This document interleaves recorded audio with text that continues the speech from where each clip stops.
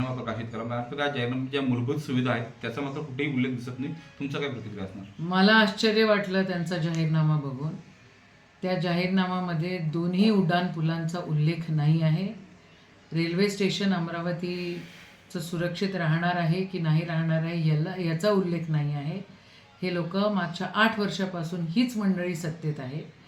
जरी निवडणुका आत्ता लागल्या असतील, मागच्या काळामध्ये जे प्रशासन होतं ते यांच्याच मुख्यमंत्र्यांच्याच नेतृत्वामध्ये हे चालत होतं. मुख्यमंत्र्यांना नागपूर दिसतं पण अमरावती दिसत नाही याची खंत नक्कीच आम्हाला आहे. या ठिकाणी CCTV कॅमेरा नसणारं हे महानगरपालिकाचं हे शहर हे याचं पण आश्चर्य आहे. मग ह्या लोकांनी केलं काय एवढ्या वर्ष?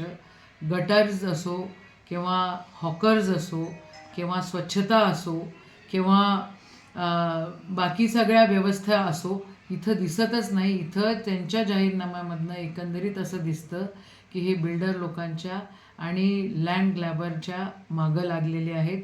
यांना हे आधुनिक शहर नाही करायचं. एकेकाळी जे महाराष्ट्रामध्ये 4थ्या नंबरवर शहर होतं, आत्ता ते 14व्या नंबरवर गेलेलं आहे. हे महाराष्ट्रामधलं शहर 14व्या नंबरमध्ये गेलेलं आहे. ह्याचा काय अर्थ आणि याला आपण काय समजायला पाहिजे?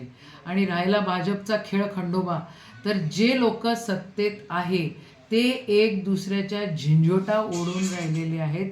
त्यांना विकासाचं काहीच घेणं देणं नाही आहे, स्वच्छतेचं काहीच घेणं नाही आहे. यांची नियत ठेकेदारांवर आहे, बाकी कशावर नाही आहे. आणि हे त्यांच्या जाहीरनाम्यामधनं सिद्ध दिसतं आहे. साधं मला आश्चर्य या गोष्टीचं वाटतं की एक राष्ट्रीय पक्ष काही लोकांवर एवढा दबतो की यांची भाजपवाल्यांची काय लाचारी आहे हे समजत नाही आहे. या सगळ्या गोष्टींचा निषेध आहे आणि या सगळ्या गोष्टींचं आश्चर्य आहे.